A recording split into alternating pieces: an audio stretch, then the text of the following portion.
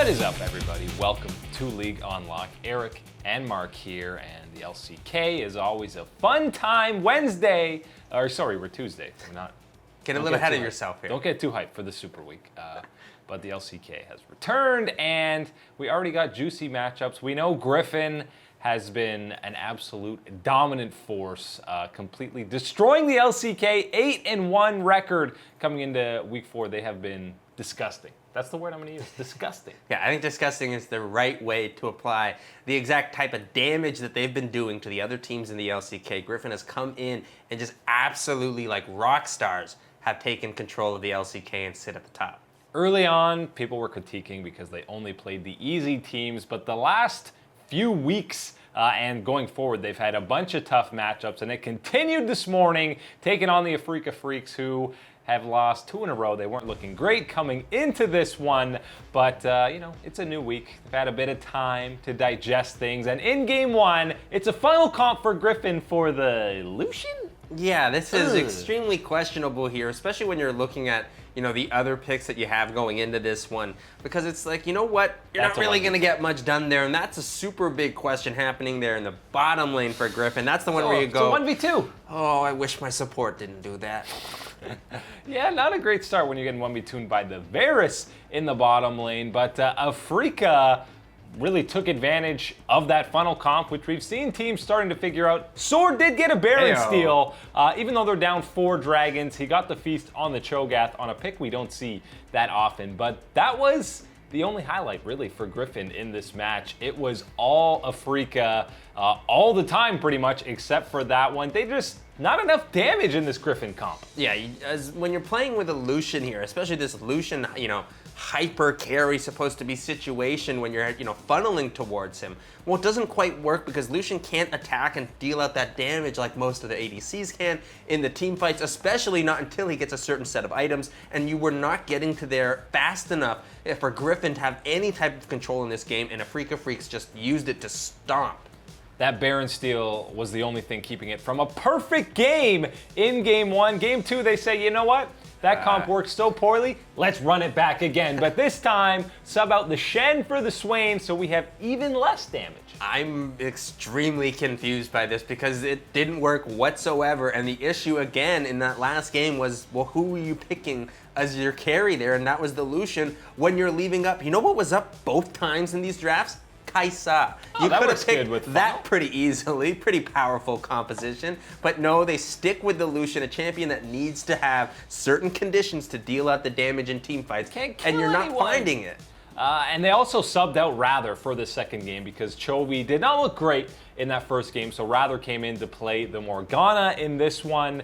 Maybe they think he's more suited for these funnel comps when all their eggs are going in the Viper basket, but doesn't work too well. I mean, Tucson was fantastic on the Alistar. They had a whole lot of CC and just a pain train to take down the Lucian, and again, completely dominant in terms of Afreeca. Right, it's hard to tell in this match, like, how much credit really needs to be given to Afreeca Freaks, because yes, this is a powerful performance from them against the team Griffin, where we've been expecting them right at the very top. They got to kill it.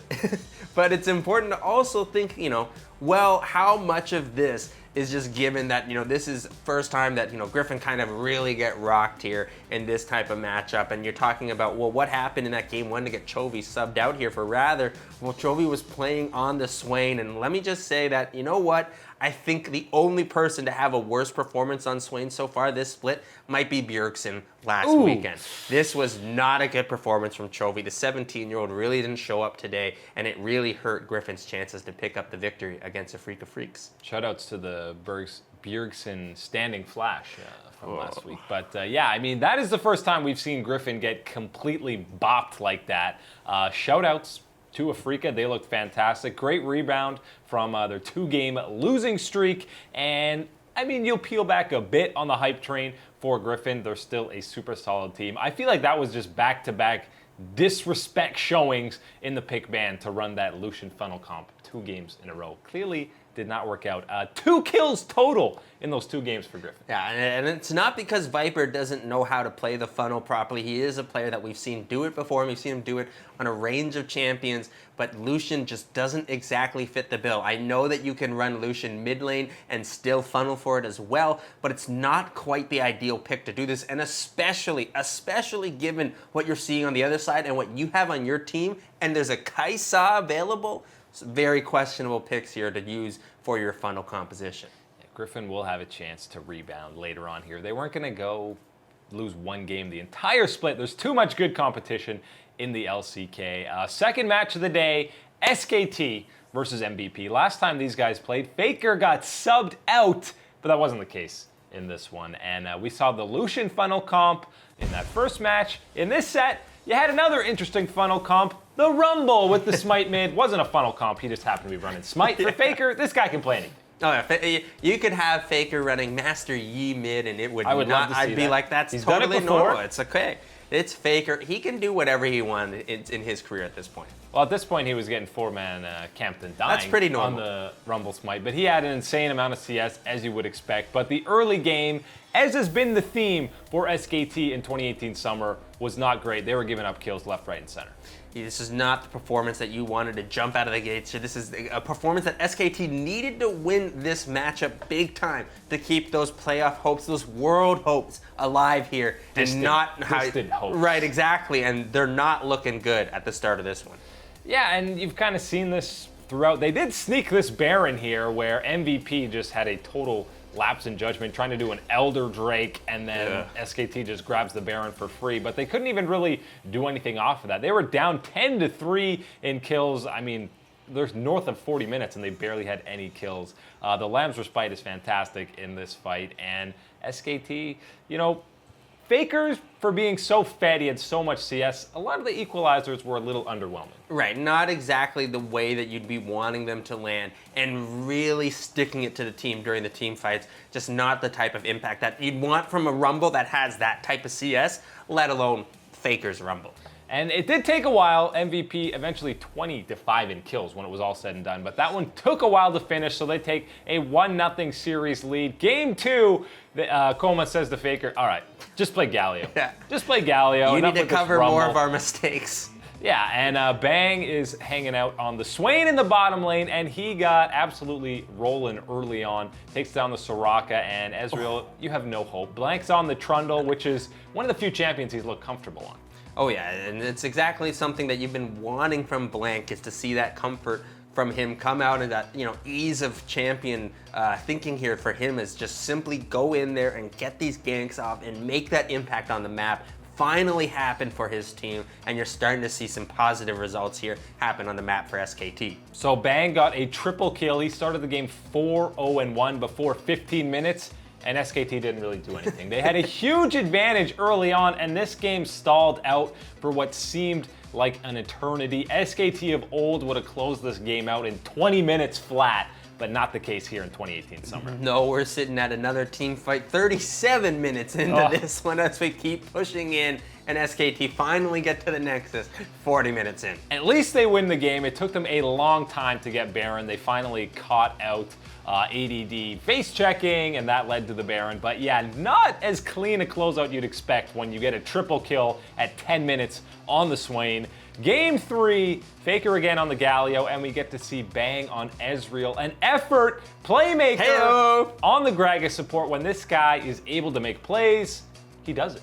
Yeah, man, this is the champion that I've been really excited to be getting a chance to talk about here, is this support Gragas that's been coming through this meta. I mean, I haven't been a fan of a lot of the changes that have been happening with with the meta, but I will tell you, Gragas support, big fan. Me likey that one. Yeah, and effort was all over the map in this game. Much like you saw earlier in the split on his Pike, he was just setting up all of the plays for SKT with the follow-up on Faker's Galio. And when he's not the primary engage, you see how successful SKT is. MVP tries to contest this Baron, but What are you doing there, you're just guys? throwing in free kills. The Mundo doesn't die because he's Mundo, but they grab the Baron as well as the kill.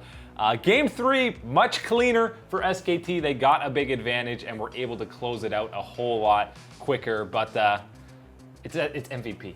They're playing against MVP. I'm not going to get too excited for SKT to get a win. They moved to 4-6. MVP goes to 4-7. They keep their playoff hopes alive for now, but it's still tough. Right, even if you want to be as supportive and as hyping for MVP as possible, you have to think that MVP is actually just a mid-tier level team in the LCK at best. So to be excited about SKT beating them certainly says a lot about where we are with SKT and their performance so far this year and specifically this summer split. But it is a good performance to build off of here in this third game, and I think you do see something with effort, playing these playmaking champions, these ones that can make a difference, snag somebody out and really lead to getting these picks for your team was really important for SKT in this one. And again, hey, Faker's Galio makes things a lot easier because a lot of the mistakes that do happen on SKT can be smoothed over when you have that type of Galio play going on.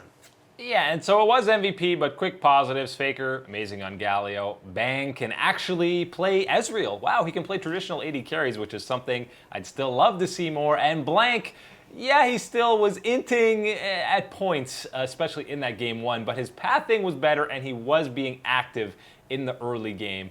So there are some positives to take if you're SKT, but again, it seems we're very far removed from the 3-time world champs to be looking for praise from a win over MVP.